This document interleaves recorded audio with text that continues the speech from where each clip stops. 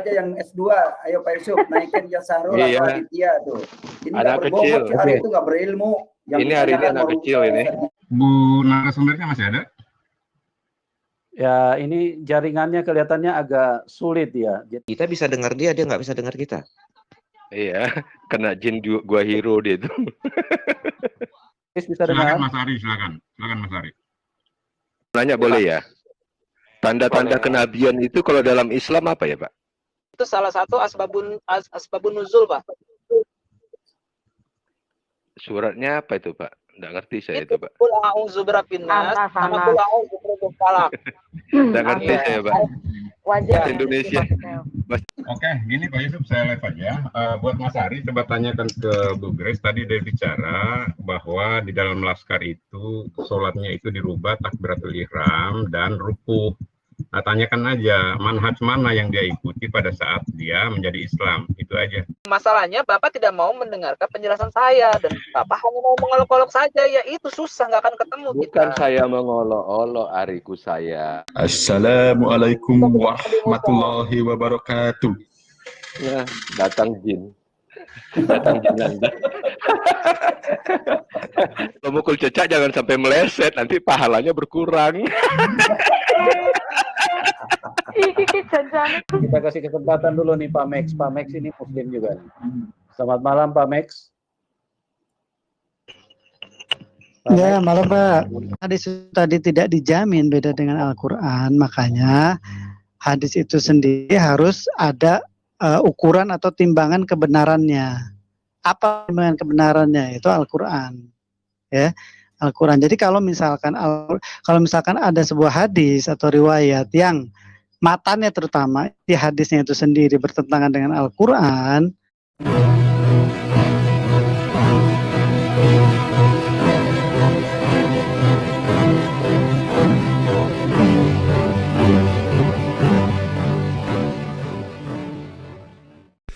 Assalamualaikum warahmatullahi wabarakatuh. Alhamdulillahillazi an'amana bi ni'matil imani wal islam. Asyhadu an la ilaha illallah wahdahu la syarikalah wa asyhadu anna Muhammadan abduhu wa rasuluh la nabiyya ba'dah. Puji syukur kehadirat Allah Subhanahu wa taala karena kita diberikan waktu dan kesempatan berjumpa kembali melalui channel Salam Satu Akidah. Semoga kita semua dirahmati Allah dan beri kekuatan serta keteguhan hati di dalam iman Islam untuk terus meningkatkan iman serta ketakwaan kita terhadap Allah Subhanahu wa taala.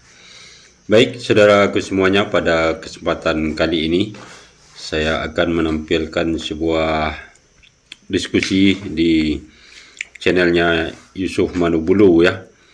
Nah, di dalam diskusi ini cukup banyak pertanyaan yang diajukan para oten ini kepada saudara-saudara muslim kita ya. Namun yang menarik adalah ketika Bapak Sahrul masuk ke channel Yusuf ini dan juga Evangelis Yonatan Nandar, juga Pak Mek dan Saudara Ari ya. Sepertinya para oten ini merasa ketakutan dengan saudara-saudara kita tersebut sehingga terkesan sangat melecehkan serta merendahkan ya, dan tidak mencerminkan sikap yang baik. Juga melalui diskusi ini kita semakin mengetahui bagaimana kualitas para oten-oten ini ya, karena sebenarnya mereka memang tidak paham atau tidak memahami Al-Quran, hadis ya. Jangankan ke intisarinya atau maksud dari Al-Quran ataupun hadis, kulit luarnya saja mereka masih kebingungan. Namun ketika dijelaskan oleh saudara-saudara muslim kita, malahan mereka menghakimi atau membuat kesimpulan sendiri ya. Nah, dari sini saja sudah kelihatan bahwa para oten ini ketika menghujat, memfitnah Islam, pada dasarnya mereka memang buta akan ajaran Islam, Al-Quran serta hadis. Nah, bagaimana nanti keseruan diskusi ini kita akan dengar bersama ya. Namun terlebih dahulu saya mengucapkan terima kasih yang setinggi-tingginya kepada saudara semua yang sudah mendukung channel ini dengan subscribe. Juga yang baru bergabung jangan lupa subscribe dan di-share. Begitu juga kita dukung terus channel-channel Islam lainnya untuk terus berjuang menyuarakan kebenaran Islam guna membentengi umat dari upaya pemurtadan dan penangkalan akidah umat muslim. Tanpa panjang mukadimah lagi, langsung saja kita simak videonya. Selamat menyaksikan.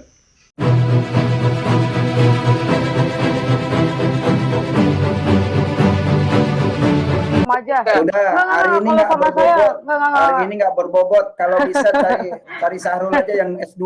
Ayo Pak Yusuf, naikin ya Sahrul atau Aditya tuh. Ini nggak berbobot. Hari itu nggak berilmu. Ini hari ini anak kecil ini. Anak kecil ini. Anak Ya kecil maaf.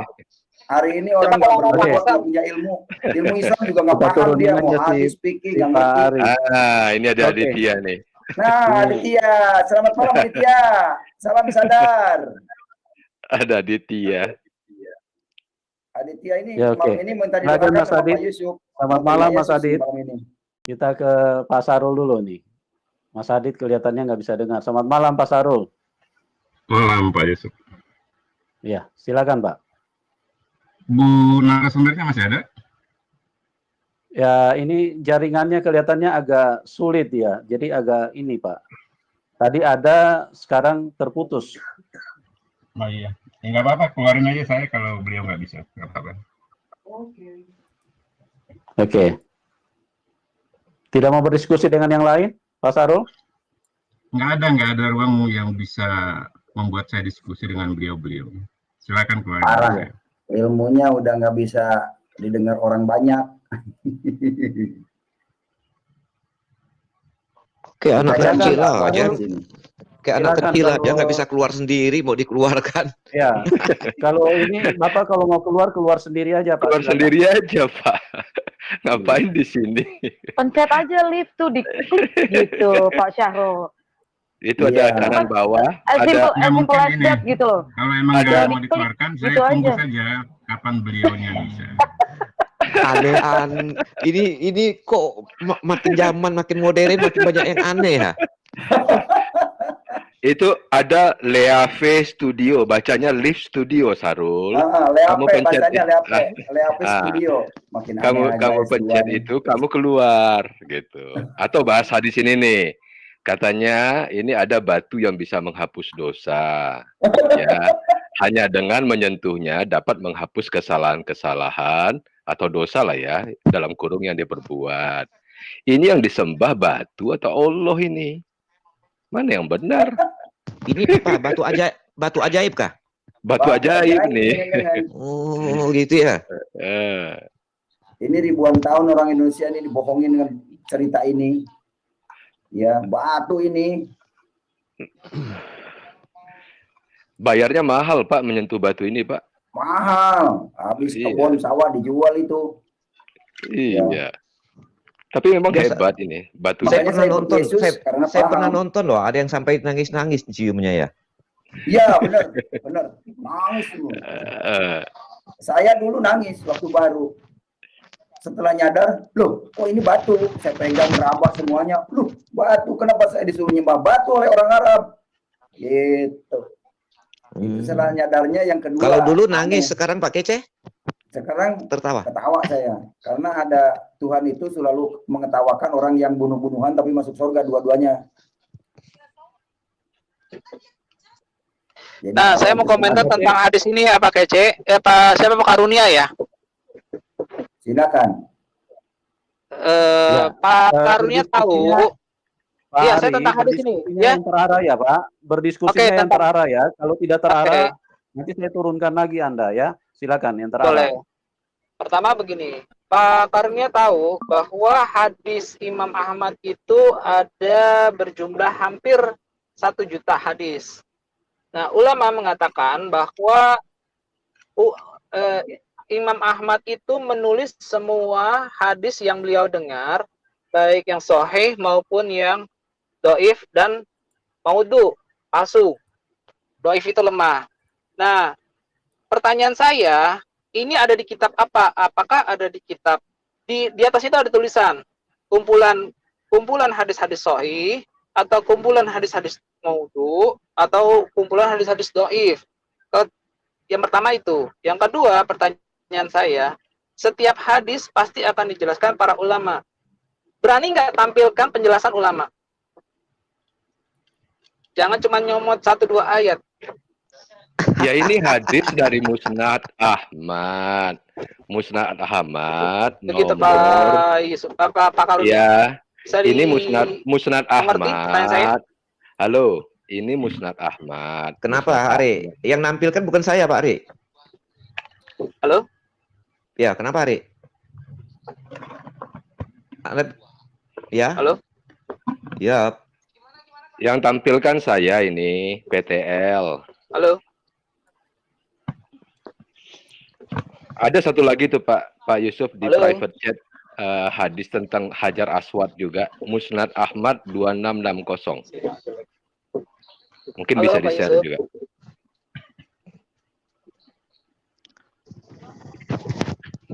Halo. Iya, gimana Pak? Sorry, saya kurang dengar Halo? suaranya. Ya, Ri. Kenapa, Ri? Panggil saya kenapa? Sungguh Hajar Aswad Halo? akan dibangkitkan pada hari kiamat nanti dengan memiliki 2 mata yang dapat melihat dan lisan yang dapat berbicara. Ya, itu ada saya share di private chat. Dan sungguh ia akan bersaksi Halo, Pak. terhadap siapapun yang telah beristilam Halo? kepadanya dengan benar. Telah menceritakan kepada kami Muhammad, telah menceritakan kepada kami Hamad, telah menceritakan Halo? kepada kami Abdullah bin Utsman.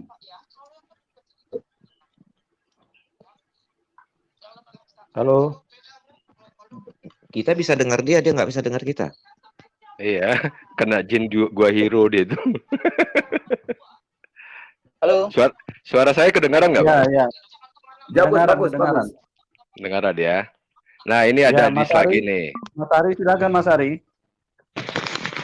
Halo, tes 1-2. Mas Ari. Halo? Ya, silakan Mas Ari. Ya, Mas Ari, silakan ngomong Mas Ari. Silakan Mas Ari, bisa dengar? Tes.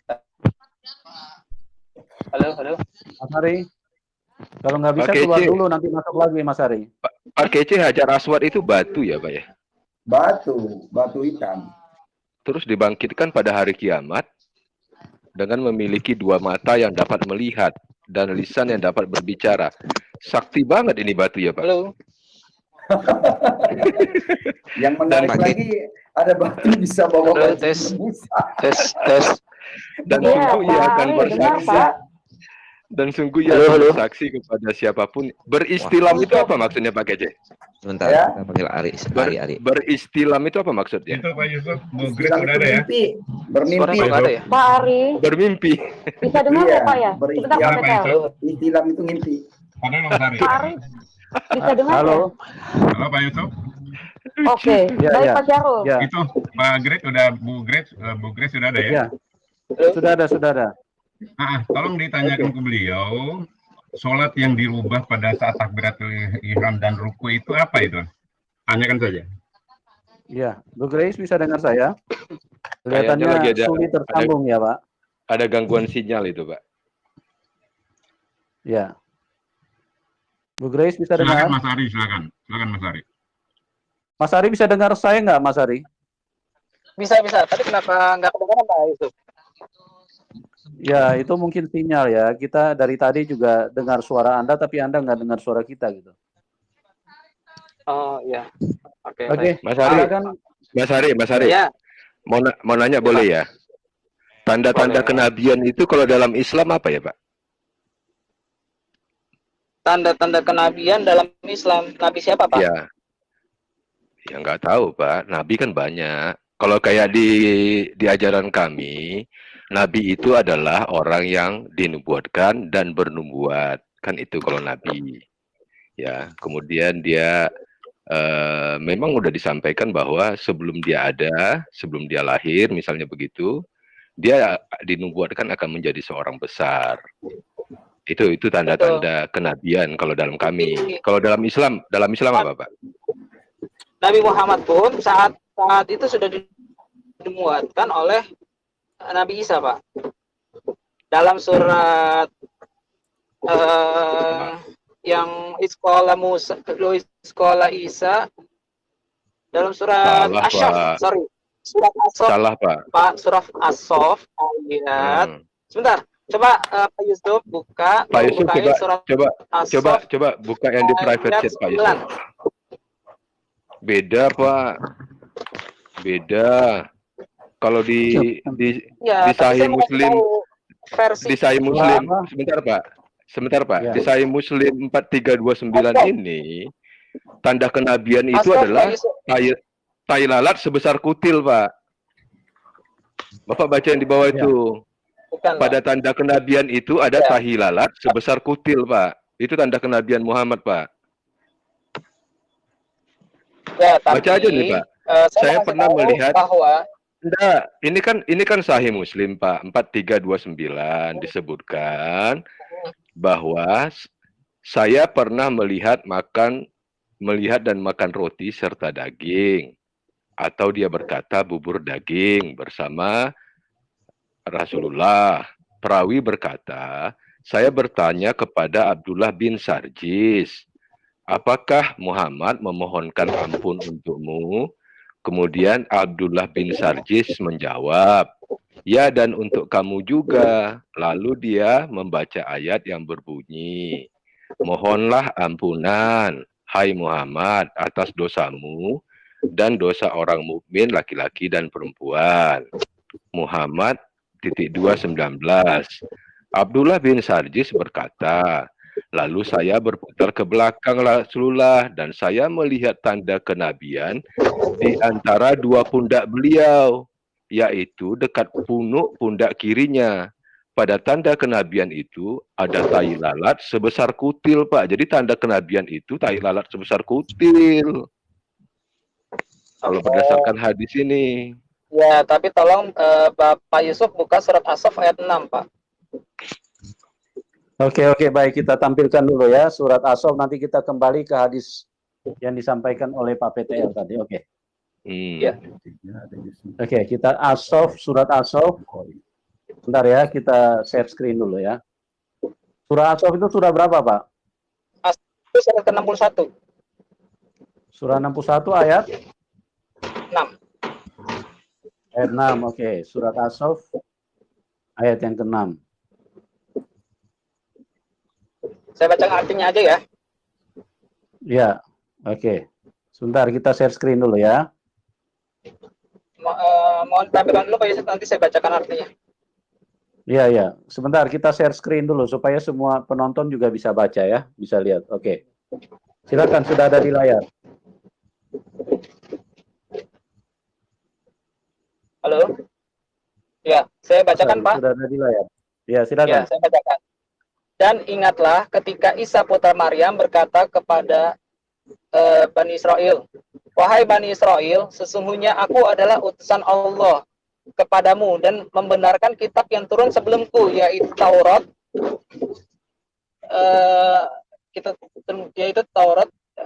dan memberi kabar gembira dengan seorang rasul yang akan datang setelahku, yaitu namanya Ahmad. Namun ketika rasul itu datang kepada mereka dengan membawa bukti-bukti yang nyata, mereka berkata ini adalah sihir yang nyata. Nah, jadi nubuat Rasulullah Nabi Muhammad itu sudah dikabarkan oleh Nabi Isa bin Maryam. Itu Pak Karunia, Pak PTL. Iya, tapi kan Muhammad sendiri kena sihir memang, Pak. Betul. Iya, kan dia kan kena sihir. Ya, kena sihir itu tidak lebih, kalau nggak salah cuma 3 hari, Pak. Iya, kena sihir. Iya, yang dia menimbun sihir dalam sumur itu loh, Pak. Iya, betul. Tapi setelah itu turunlah surat dengan adanya kejadian itu turunlah surat Qul a'udzu birabbil falaq dan Qul a'udzu birabbin nas, Pak. Itu salah satu asbabun nuzul, Pak. Suratnya apa itu, Pak? Nggak ngerti saya itu, Pak. Qul a'udzu birabbin nas sama Qul a'udzu birabbil falaq. Nggak ngerti saya, Pak. Wajib Indonesia. Bahasa Indonesia aja, Pak. Bahasa Indonesia mungkin maksudnya Mas Ari. Saat Rasulullah itu disihir, sihirnya Kenapa itu ya? akhirnya terlepas dengan turunnya dua surat terakhir, yaitu Al-Falaq dan An-Nas, Pak Petel. Jadi kalau Pak Petel buka Al-Quran, itu dua surat terakhir itu asbabun nuzulnya itu sebab Rasulullah disihir. Gitu. Dan memang saya tidak menyangkal bahwa Rasulullah itu pernah disihir. Oke, Mas Ari, sebentar Mas Ari. Tapi disihirnya kan, dia kan disihir, setelah disihir dia menimbun sihir itu dalam sumur, Pak. Bukan menimbun sumur, Bapak salah baca hadisnya. Di situ malaikat bertanya. Iya, Bapak salah baca. Konteksnya itu malaikat bertanya, di mana sih barang yang untuk digunakan menyihir Rasulullah itu berada? Nah, para malaikat yang tahu itu memberitahukan bahwa sihirnya itu ditimbun di salah satu sumur. Sumurnya itu juga sumur yang kering, Pak. Memang sumurnya tidak pernah didatangi orang. Ntar dulu Mas Ari sebentar, biar saya bisa. Pak Yusuf, itu Bu Grace sudah ada itu? Ya. Tanyakan saja ke Bu Grace. Ibu Grace bisa dengar suara saya? Oke, gini Pak Yusuf, saya live aja. Buat Mas Ari, coba tanyakan ke Bu Grace. Tadi dia bicara bahwa di dalam laskar itu sholatnya itu dirubah takbiratul ihram dan rukuh. Nah, tanyakan aja manhaj mana yang dia ikuti pada saat dia menjadi Islam. Itu aja. Itu Mas Ari ya, nitip ya. Baik Pak, cuman saya mau memberitahukan Pak, kita nggak bisa, dia tidak bisa mendengarkan suara kita Pak. Kita hanya bisa. Biar Pak Manibulu yang nanya. Oke, Pak Manibulu ya, malam ya. Oke. Ya, Mas Ari, Assalamualaikum warahmatullahi wabarakatuh. Waalaikumsalam warahmatullahi wabarakatuh. Ya, terima kasih Pak Yusuf. Ya, silakan. Silakan Ibu Aubrey. Oke, baik. Gini, kalau masalah mazhab itu sebenarnya nggak penting ya, karena nanti juga baik dari murtadin yang seperti apapun juga itu akan dikatakan tipu-tipu gitu. Padahal kan kayak masalah habis ruku itu bacaannya apa, misalnya sami Allahu liman hamidah, seperti itu pasti dibilang apa bohong juga gitu. Jadi kita jangan mengikuti permainan mereka mungkin seperti itu gitu. Pak Kasih, Pak PTL, Pak Aceh, Pak Abu Nawas, Pak Nebukadnezar, jangan mau, apalagi petobat baru, jangan mau terpancing atau merasa menjadi kewajiban kita menjelaskan ayat-ayat Quran sebelumnya gitu. Itu nggak penting bagi iman kita sekarang gitu ya. Kalau masih di Islam sih tidak menjadi masalah gitu. Misalnya sami Allah liman hamidah gitu kan, orang Kristen wajar mereka tidak tahu gitu. Nah, hal-hal itu yang jangan sampai terpancing gitu, Bu Grace, nanti kalau masuk. Mungkin itu saja Pak Yusuf. Silakan dilanjutkan Pak PTL atau Pak Kasih, Pak Nebu, Pak Abu Nawas. Thank you. Ya. Silakan Pak KC, Pak. Saya lagi nih sama Hari nih. Ri, yang pertama kali jadi orang di Al-Quran itu, yang pertama kali jadi orang beriman itu siapa, Ri? Nabi Adam, Pak. Salah lagi. Kamu nggak ngerti Quran sebenarnya ya. Pak Yusuf tolong dibukakan surat 7 ayat 143 Pak Yusuf. Oke. Nabi Musa. Ayat 143. Iya, 7143. Hari ini nggak ngerti Qurannya sendiri. Masa lebih tahu saya dari kamu? Justru saya bakalan membalik pertanyaan Bapak. Oh, Bapak tapi nanti Mas Ari, Anas itu dia akan terbentur dengan hadis sahih. Anas itu dia bin nasi malikin nas ilahin nas min syarril waswasil khannas itu nanti akan terbentur dengan sahih yang mana Pak Aceh mungkin tahu ya, nanti ya Pak Aceh bisa share mungkin mengenai yang Muhammad diilhami oleh ya seperti itu gitu. Silakan Pak Ari. Kamu Ari bilang kan Nabi Adam ya. Betul. Nah, coba kita buka Al-A'raf 143 atau surat 7 143. Ya sebentar Pak. Surat 7 nomor 143. Ini Quran loh yang bicara. Betul. Iya. Coba Ari baca. Ari baca aja, Ari. Maaf Pak, saya pakai handphone. Tolong bantu saya. Ya. Dan ketika Musa datang untuk dalam kurung munajat pada waktu yang telah kami tentukan, dan Tuhan telah berfirman dalam kurung langsung kepadanya, ini baru kali ini ya Tuhannya Syahri ini bisa berfirman langsung ke manusia nih. Dalam kurung Musa berkata, ya Tuhanku, tampakkanlah dalam kurung dirimu kepadaku, agar aku dapat melihat engkau. Dalam kurung Allah berfirman, dalam kurung Allah berfirman, engkau tidak akan dalam kurung sanggup melihatku. Namun lihatlah gunung itu. Jika ia tetap di tempatnya, dalam kurung sebagai sedia kala, niscaya engkau dapat melihatku. Maka ketika Tuhannya menampakkan dalam kurung keagungannya kepada gunung itu hancur luluh, dan Musa pun jatuh pingsan. Setelah Musa sadar, dia berkata, Maha suci engkau, aku bertobat kepada engkau, dan aku adalah orang yang pertama-tama beriman. Kok Adam? Ini pertama beriman. Bukan. Begini, Jadi Musa yang pertama beriman. Ini penjelasannya. Bahwa iman itu adalah percaya. Iman itu adalah percaya kepada Allah. Dan orang yang pertama kali melihat Allah langsung adalah Nabi Adam. Ini kan Quranmu yang bicara ini. Aku ya orang yang pertama beriman. Itu tentang kisahnya Nabi Musa, Pak. Bukan tentang manusia. Kalau Bapak berbicara tentang konteks manusia, maka orang pertama yang beriman. Nah, ini kan Allah yang menceritakan kepada Musa, yang menceritakan kepada Jibril dan disampaikan kepada Muhammad ini. Emang Musa bukan manusia. Kan manusia. ini jangan keder di sini jangan bukan gitu. Sebentar saya kasih tahu dulu bahwa ini bukan sebentar. Ini kan perkataan Allah, kan begitu ya? Ya surat kan? apa tadi? Lupa saya. 7143, Pak. Oh. 7143.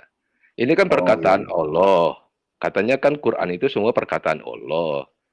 Yang dia bercerita ke Jibril.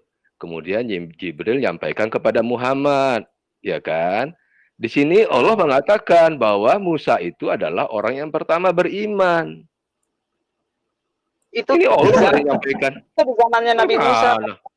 Iya, itu penjelasannya bahwa beliau adalah orang-orang yang pertama percaya pada Allah karena beliau yang pertama masuk Islamnya. Nah, iya. Terus kenapa kamu bilang Adam? Ibrahim aja nggak beriman ternyata. Ini kan Musa ini kan jauh setelah Ibrahim. Ini yang pertama beriman Musa loh. Bukan Adam, bukan Ibrahim, atau bukan nabi-nabi sebelumnya. Berarti membalikkan logika Bapak. Kalau misalnya Nabi Musa yang pertama beriman, maka Nabi Ibrahim tidak beriman. Maka Nabi Adam tidak beriman. Itu. Ya memang iya. Memang iya. Tidak, Pak. Kalau dari ayat ini kan begitu. Ayat kan? itu Baca aja, Maha suci engkau, aku bertobat kepada engkau, dan aku adalah orang yang pertama-tama beriman. Kenapa kamu bilang Adam yang pertama beriman? Itu untuk masanya zaman Nabi Musa, Pak, bukan. Oh, jadi zaman sebelumnya berbeda. Jadi Allahnya Musa dengan Allahnya Adam beda gitu maksudnya? Bukan. Jadi sebelum Nabi Musa itu banyak yang kafir. Oh, termasuk Adam, Ibrahim kafir itu ya? Tidak, itu dia beriman, dia muslim. Enggak lah, ini yang pertama-tama beriman Musa kok. Bukan Adam. Itu kan Bapak berbicara tentang kitab saya kan, Pak? Iya kan saya nanya. Iya, makanya saya kasih tahu bahwa ini kan teksnya berbunyi seperti itu. Maha suci engkau, aku bertobat kepada engkau, dan aku adalah orang yang pertama-tama beriman. Berarti orang sebelum si Musa ini itu nggak ada yang beriman. Kenapa kamu bilang Adam yang pertama beriman? Itu adalah di zamannya beliau, Pak. Berarti zaman sebelumnya? Di zaman yang sezaman dengan dia hidup, Pak. Ketika ya, berarti zaman sebelumnya belum ada yang beriman gitu ya? Tapi ketika di zamannya Nabi Musa, yang hidup sezaman dengan Nabi Musa, maka beliaulah orang-orang yang pertama beriman. Begitu Nah, jadi maksudnya, Pak. sebelum zaman Nabi Musa tidak ada yang beriman gitu. Beriman, ada yang beriman. Tapi kamu bilang di zamannya Nabi Musa dia yang pertama beriman. Berarti orang-orang sebelum dia orang-orang tak ada yang beriman. Bukan orang-orang yang hidup sezaman dengan Pusing kamu kan, makanya kamu bingung nih. Maka bingung dia.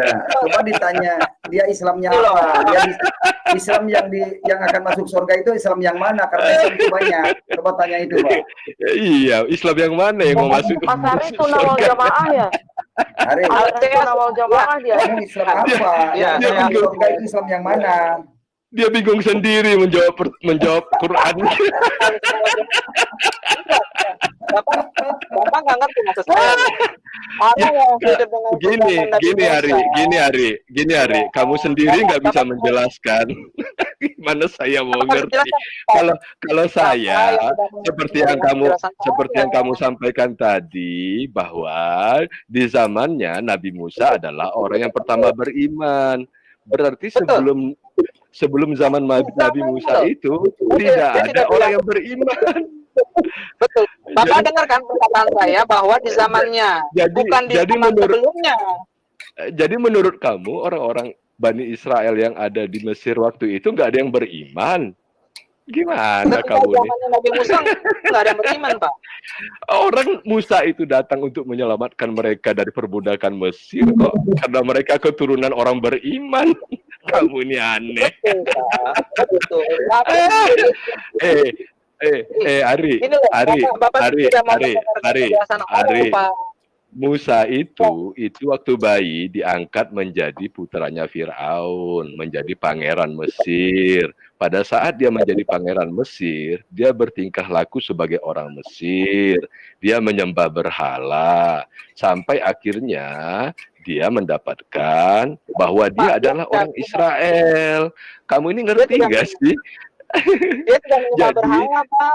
Dia tidak menyembah berhala. Musa itu waktu kecil itu pangeran Mesir. Dia itu adalah putranya Firaun karena dia diangkat oleh putrinya Firaun. Karena pada saat Musa dilahirkan itu semua anak laki-laki bangsa Israel yang masih bayi semua dibunuh, ya kan?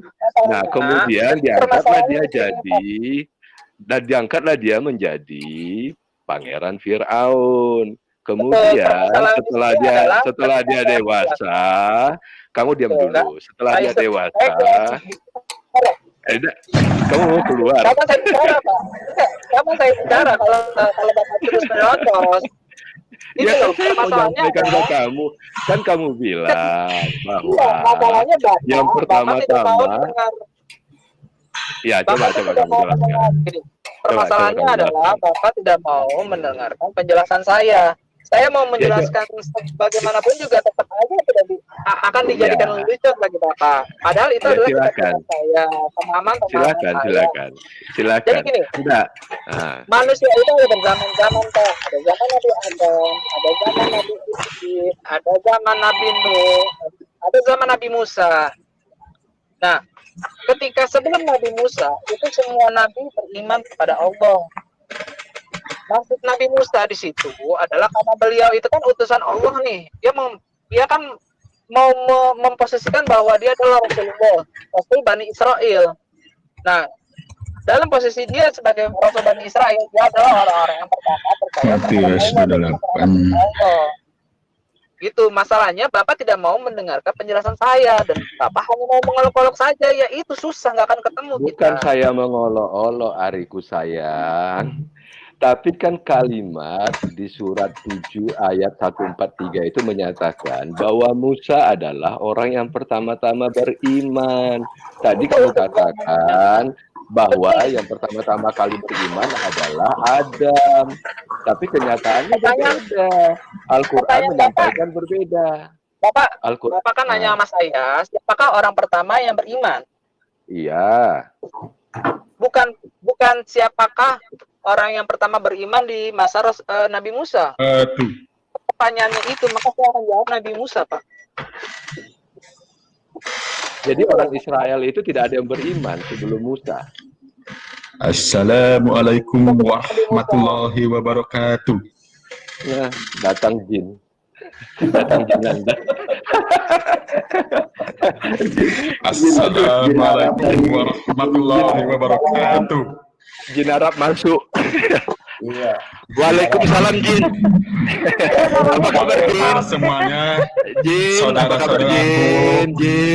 saudara-saudaraku, apa kabar? Jadi Elizabeth. Nah, tukang dari Kebiri, jinnya di Kebiri.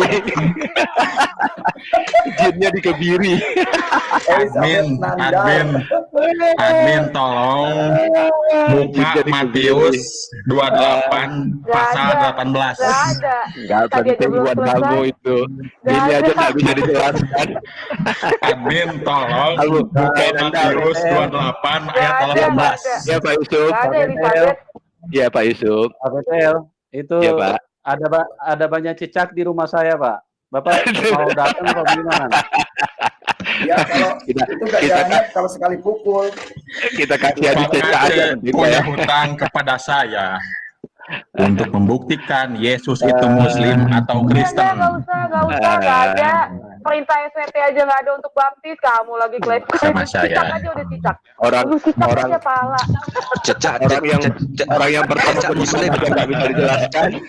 Siapa yang berani berdiskusi dengan saya untuk membuktikan Yesus itu Kristen atau Muslim? Ayo, siapa yang berani? Ya, kamu kan ideologi kamu bunuh cicak, dapat pahala. Bunuh-bunuhin cicak dulu aja. Tidak ada yang berani. Kalau misalnya kurang cicak di rumah kamu, Nandar, datang ke rumah saya, banyak nih cicak nih. Kalau kalah itu, kalau terhadap sudut itu jadi menghina, jadi menghujat. Jangan begitu dong. Kok menghina? Itu kan benar ada di hadis. Emang itu ada di hadis kamu. Nah, Berarti Nandar menghujat hadis dia sendiri. Admin tolong buka. Ntar saya bukakan hadisnya ya, hadis cicak Si ya. Anu ditakuti, si Anu Hadis cicak ditakuti. ya. Sebentar ya, saya bukakan hadis cicak ya. Bentar Pak Yusuf saya carikan cicak Pak. Ya. Pak Aceh. Ya. Pak Aceh. Saya mau bertanya sedikit sama Pak Aceh nih. Pak Aceh sudah berapa kali cium Hajar Aswad, Pak? Sering saya selama di Mekah. Oh, jadi dosa Bapak sudah diampuni waktu itu? Saya mah malah lebih depositonya lebih banyak karena sekali sholat di Mekah itu upah ganjarannya 200.000 tahun. Wah, satu kali. Gitu, Sementara saya berkali-kali di sana, makanya saat tabungannya udah banyak. Ditambah lagi ikut Yesus dapat surga lagi. Oh, berarti orang Arab lebih kemungkinan masuk surga dong, Pak Aceh, sering ke sana. Orang Arab itu tidak ada yang masuk haji, takutan dia, takut keinjak-injak katanya. Jadi yang banyak itu dari luar negeri.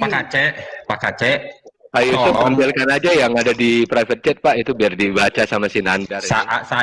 Saya punya watta dari Yesus. Saya punya watta dari Yesus. Kamu nggak mengimani juga. Iya. Daripada saya punya di watta. sini. Gak ada Elizabeth. Saya punya watta dari Yesus. Gak ada Elizabeth. Buka Matius 28 ayat 18. Ayo. Gak ada. Loh, buka. Ya. Itu baca tuh. Itu baca. Ya. Saya baca ya. Silakan sister. Rasulullah Shallallahu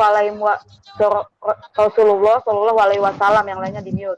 Barang siapa membunuh cicak dalam pukulan pertama, maka ia akan mendapatkan sekian dan sekian kebaikan.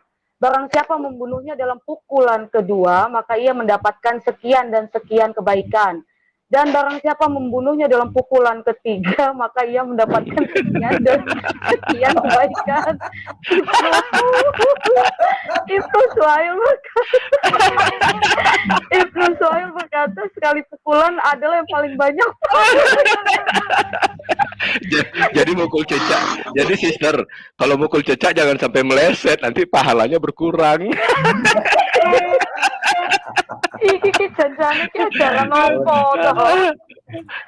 Kalau yang pukulan keempat itu nggak dapat pahala sama sekali karena sampai 3 aja yang dapat. Ini bagi share screen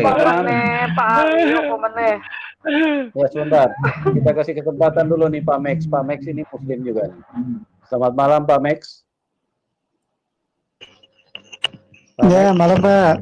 Apa kabar Pak Yusuf? Pak. Sehat ya? Baik. Puji Tuhan, haleluya. Baik, terima kasih. Sehat, alhamdulillah Pak. Ya, silakan Pak. Apa yang mau dibicarakan? Silakan.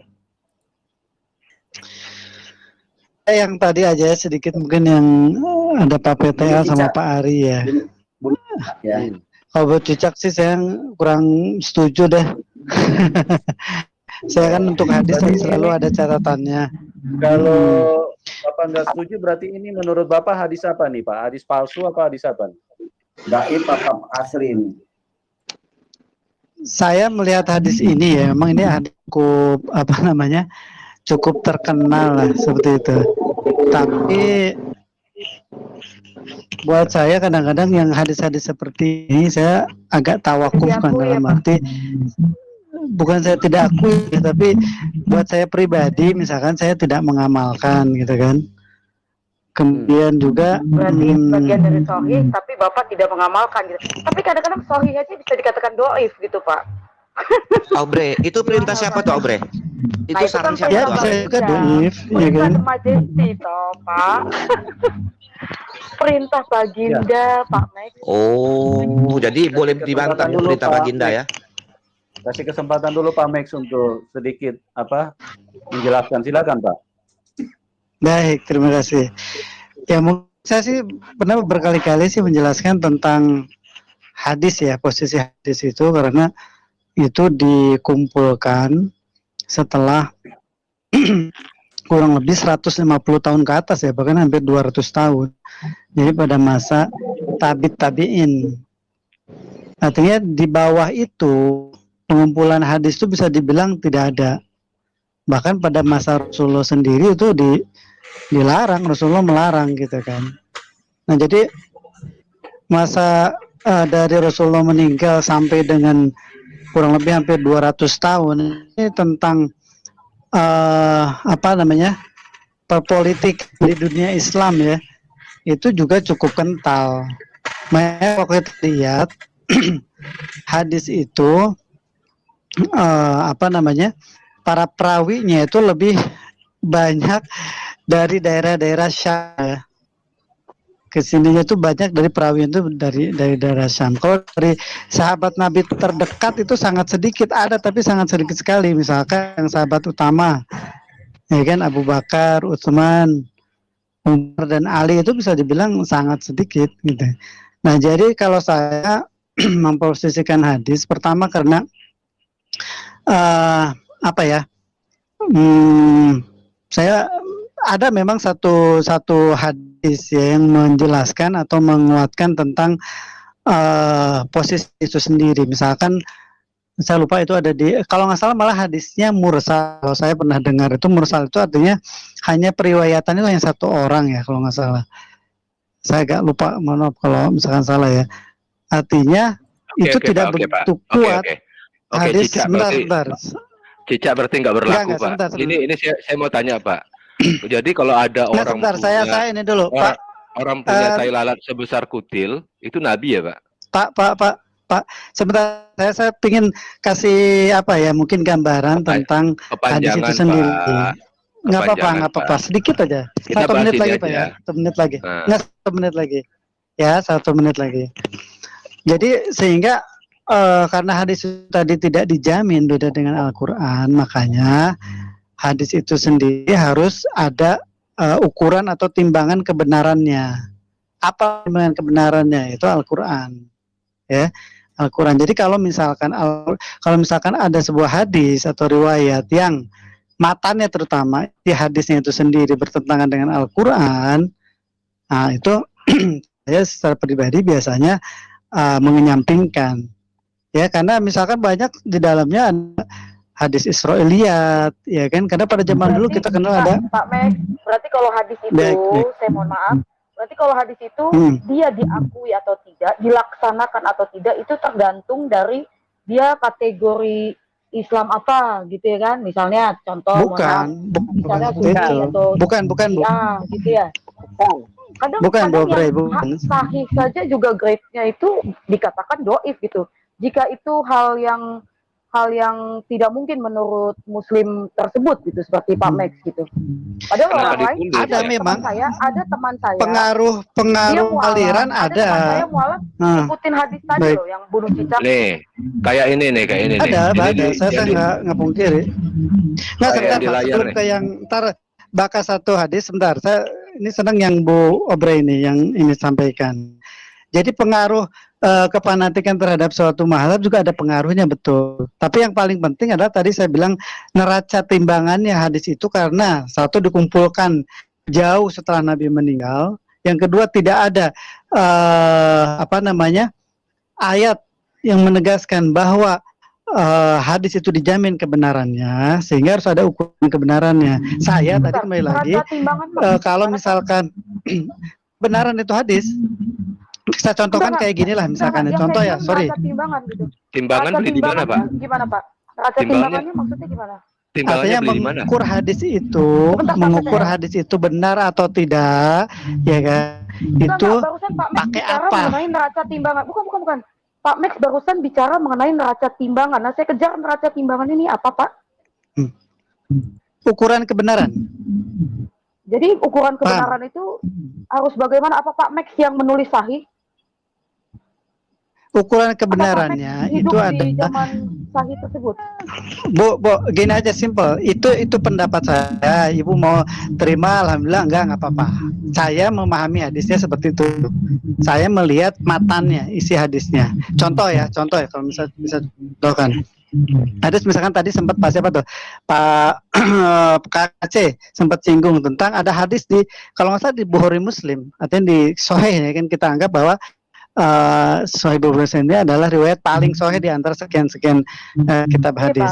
Misalkan tentang batu yang membawa, sebentar Bobre, saya contohkan dulu. Sebentar Bu. Itu kepanjangan. Ya sebentar, enggak. Saya contohkan dulu sebentar, biar nggak kepotong. Bobre, sebentar. Simpelnya begini, Pak. Bagi pelakunya, bagi yang melaksanakan. Kalau tidak yang melaksanakan, ya tidak apa-apa, tidak melakukan, kan gitu ya Pak Max. Enggak begitu. Contoh misalkan hadis tentang batu yang membawa sebentar, batu yang membawa bajunya Musa. Kemudian Musa berlari-lari mengejar batu itu. Ya kan? Nah ini buat saya hadis yang batil. Biasanya Max ini sabar loh, tapi kok sekarang ini nggak sabar. Pak Max, kalau misalnya Pak Max saya sabar banget nih menjelaskan ke Bu Obrenya yang nggak kasih kesempatan, ya kan? Pak Max, karena kita sudah tahu. Jadi intinya Bu. Ya contoh misalkan hadis tentang ini, tentang cicak nih, tentang cicak, ya. Sebentar Pak Max. Tentang cicak nih misalkan, saya kurang memahami dan kurang meyakini hadis ini. Itu aja kalau simpel. misalnya Pak Max tidak melakukan hadis tersebut, ya tidak apa-apa.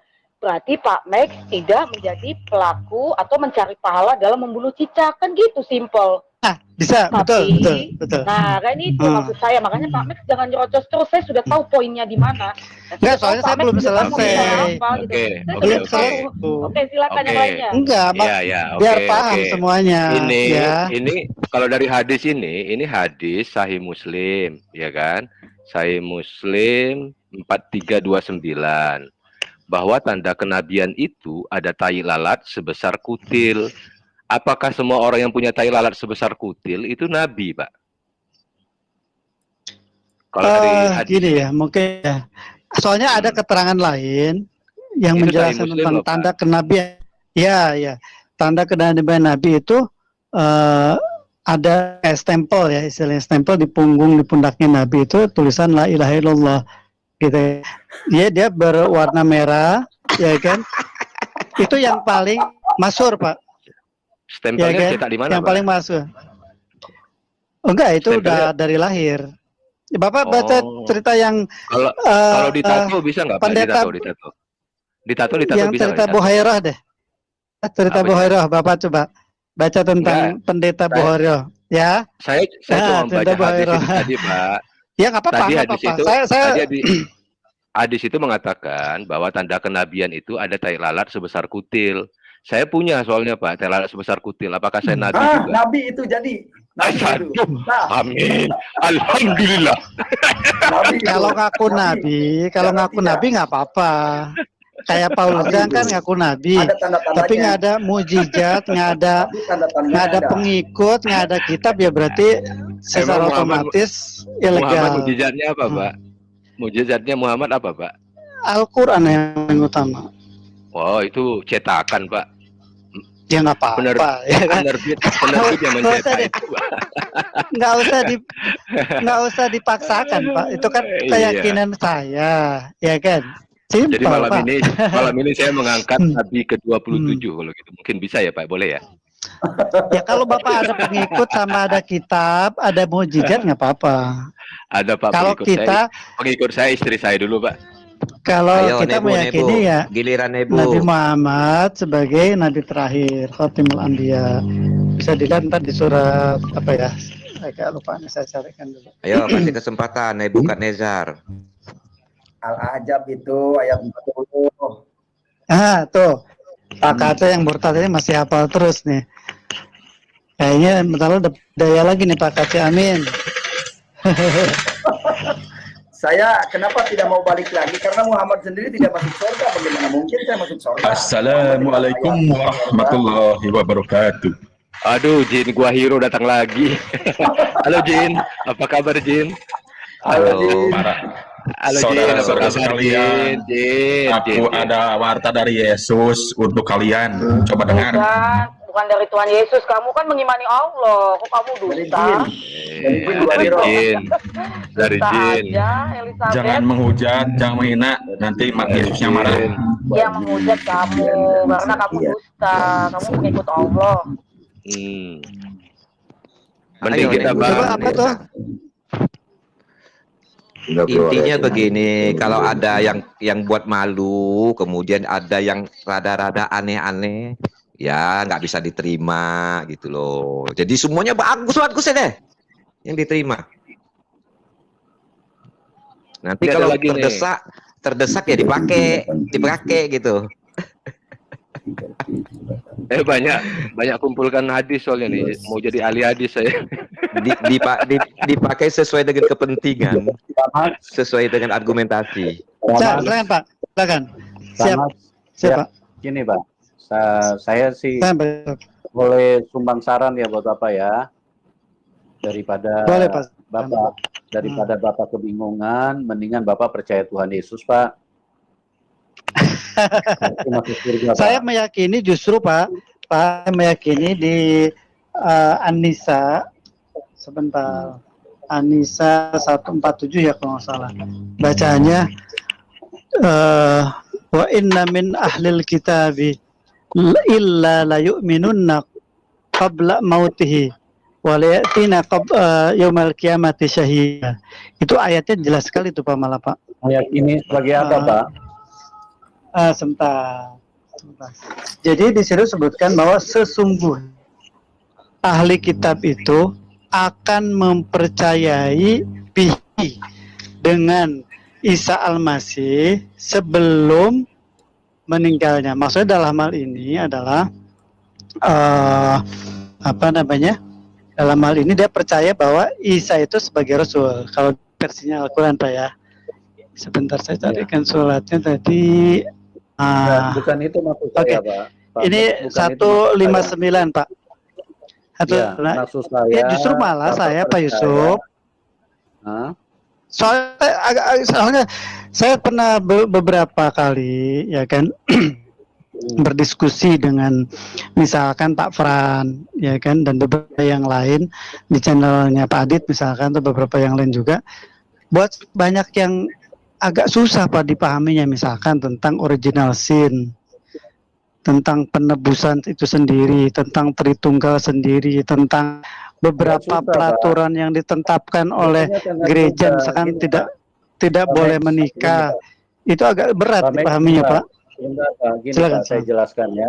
Sebetulnya sangat mudah Pak. Cuman Islam sendiri yang kebingungan. Jadi gini, Bapak kan di Islam kan ada hari raya korban. Ya betul. Hari raya korban itu artinya nyembeli hewan, tumpahkan darah. Nah, itu kan berdasarkan pemahaman kalian mengambil mengacu kepada di mana ada seorang ayah Ibrahim yang diperintahkan oleh Allah SWT untuk menyembeli anaknya, mengorbankan anaknya. Katakanlah Ismail. Kalau dalam Alkitab itu penyesatan, itu bukan Ismail, itu Ishak. Tapi kita anggap benar aja, ya. Menurut saya itu termasuk pelewengan, Pak. Nah, Ishaknya itu malah jelas penyelewengan, Pak, menurut saya ya. Tahrib itu saya bisa tunjukkan itu tahribnya. Gini Bang, kita nggak usah bicara Ishak dan Ismail, ya, karena kita anggap saja benar saja Ismail. Nah, coba Bapak renungkan sejenak. Berdasarkan apa Allah SWT itu Tuhan memerintahkan seorang ayah untuk menyembeli anaknya? Berdasarkan apa, Pak? Apa tujuannya? Tujuannya untuk menguji, Pak. Ada dalam itu, ya, saya bacakan ya. Dulu. Tujuannya itu adalah konsep kebenaran. Sebentar saya jelaskan. Pak Yusuf. Tujuannya itu adalah konsep kebenaran yang ada di dalam Alkitab, di mana Bapa akan menyembeli anaknya sendiri, yaitu putranya yang tunggal. Itulah Tuhan Yesus Kristus, Pak. Makanya konsep Alkitab itu konsep yang sangat mudah untuk dipahami. Cuman kalau kalian... Begini, Pak Yusuf, ya. Mohon maaf nih, ketika misalkan oke lah Pak Yusuf yakini itu. Sekarang kita bukan masalah yakini itu, Pak. Tahu saya harusnya Tuhan itu punya di samping punya kehendak, punya kekuatan, punya sebentar Pak. Apalah istilahnya dalam Islam itu dikenal dengan 99 Asmaul Husna itu. Ya kan ada Al-Qahar, Al-Jabbar, ya, Maha Kuat, Maha Mengetahui dan sebagainya. Pak Max, sebentar. Ya, ini bukan soal keyakinan Kristen. Logika kita manusia harus dipakai. Kenapa ada Tuhan memerintahkan seorang ayah untuk menyembeli anaknya? Apa tujuannya Tuhan? Itu kan untuk memberitahu, memberi gambaran kepada manusia bahwa satu ketika Tuhan akan melakukan itu terhadap putranya yang tunggal. Dia adalah Bapa, akan mengorbankan anaknya sendiri. Itulah Tuhan Yesus Kristus. Makanya Pak, saya mengajak ya Bapak daripada kebingungan dengan yang Bapak sendiri tadi sudah mengatakan bahwa kalau ada hadis-hadis yang seperti kayak membunuh cecak itu adalah sesuatu yang Bapak tidak mau lakukan. Saya melihat Bapak di sini dalam posisi kebingungan. Makanya saya mengajak daripada Anda bingung-bingung, percaya Tuhan Yesus karena sangat mudah, sangat simpel. Sangat simpel di dalam memahami gitu loh. Ya, tetapi itu kembali kepada Pak Max sendiri. Saya sebagai hamba Tuhan, saya sebagai orang yang mengasihi Anda, saya mengajak untuk Anda percaya Tuhan Yesus supaya bisa pulang ke surga, Pak. Karena konsep kebenaran itu adalah konsep menumpahkan darah yang harus dilakukan oleh Tuhan itu sendiri. Bukan beda, menumpahkan Pak. darah orang lain, Pak. Kalau menumpahkan darah orang lain itu konsepnya iblis. Itu sih jelas lah, sepakat lah. Pasti darah orang lain, iya dong. Udah nggak mungkin benar itu. Nah, sekarang gini Pak, sebentar. Saya tambahkan Pak Max. Saya tambahkan sedikit. Saya tambahkan sedikit. Saya lihat rekan-rekan Muslim ini mengatakan yang dikorbankan itu adalah Ismail. Karena pemahamannya adalah Ismail itu anak pertama, begitu ya Pak ya? Anak yang sulung kan? Betul. Betul. Dalam Alkitab itu Pak, ada beberapa kejadian justru Tuhan Yahweh itu tidak memilih anak sulung. Seperti anaknya Ibrahim kan Ishak. Ishak itu memperanakkan anak kembar, Pak. Esau dan Yakub. Tapi yang diberkati, yang diurapi Tuhan, yang sulung itu adalah Esau. Tapi yang diberkati dan diurapi Tuhan itu adalah Yakub. Yakub itulah yang menjadi Israel sekarang. Anak kedua yang diurapi. Mohon maaf, Pak. Anak kedua Pak, yang saya mohon diurapi, maaf. bukan anak yang pertama. Kemudian Saya boleh saya langsung potong? Mohon maaf. ya maksud saya Saya gini, justru melihat pemahaman mengenai ini Pak, mengenai penyembelihan itu justru saya sih ada penyesuaian, ada kesesuaian antara Al-Quran sama Alkitab kalau saya justru melihatnya. Ya, ya persis. Al-Qurannya, Justru malah nuansa ya, Pak.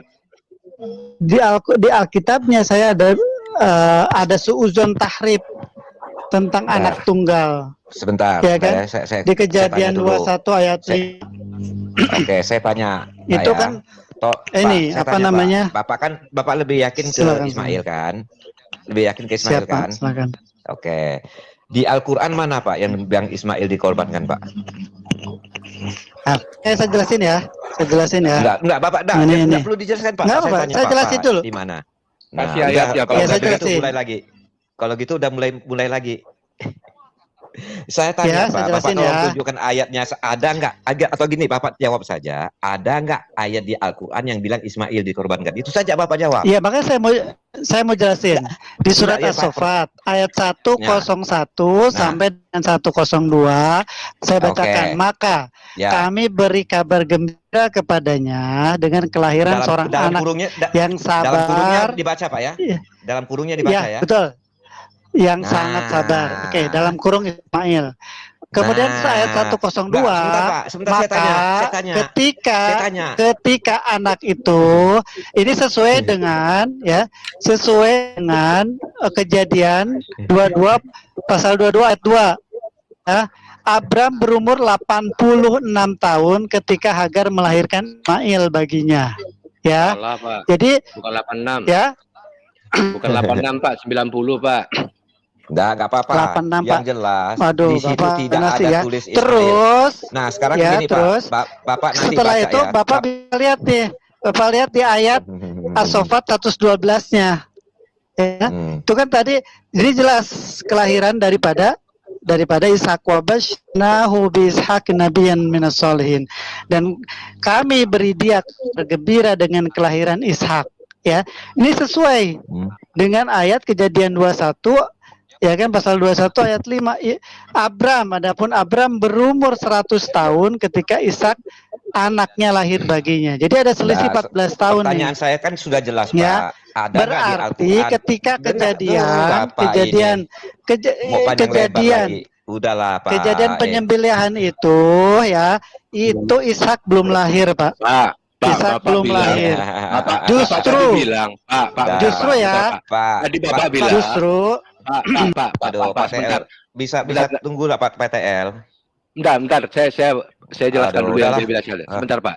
Bapak tadi bilang pada saat pada saat istrinya Ibrahim hamil itu umurnya berapa? 88. Iya, Pak. Halo? 86 tahun, Pak. 86 tahun. Ya, Ibrahim. Tadi Bapak bilang kejadiannya pada saat dia berumur 120 tahun, Ishak belum lahir. Lama amat hamilnya, Pak. Silakan Pak kasih karunia. Kebiasaan tuh agak budi nih Bapak-bapak. Dibukain aja deh Pak Yusuf. Pak Yusuf dibukain aja. Coba Kejadian 22 ya kan? Pasal 22 ayat 2. Kemudian ya, sama Kejadian 21 ayat 5. As-Saffat ya. 102, Pak. Lanjutkan Pak Kasih. Ya. Lanjutin, Pak Kasih. Coba. Lanjutin. Justru di sini ada penyelewengan menurut saya di Kejadian 22 ayat 2. Firman-Nya, ya kan, ambillah anakmu. Lanjutin Pak. Iya. Mohon maaf Pak Yusuf, saya lanjutin sedikit. Enggak. Anda berbicara itu, Pak Mek, mesti ada dasar rujukan. Kita bicara itu ke kitab apa yang jadi rujukan. Surat As-Saffat ayat 102. Ya. Buka Pak aja surat As-Saffat ayat 102, Pak. Ya iya, harusnya sebutkan begitu loh, biar jelas. Iya. Coba Pak Yusuf buka As-Saffat 102, Pak Yusuf. Ya, coba kita tampilkan ya. Surat As-Saffat ayat 37 Surat ke-37 ayat 102. Dari 100 Surat dari 100 37 ayat 132. dari ayat 100 boleh. Surat 37 ayat 100 sampai 102. Iya. Sampai 111 malah, Pak. 100 sampai 111 kalau kita mau tahu ceritanya dalam Al-Qur'an. Mengenai apa nih, Pak? Tentang penyembelihan Ismail, Pak. Nah, Pak Yusuf kan bertanya kan.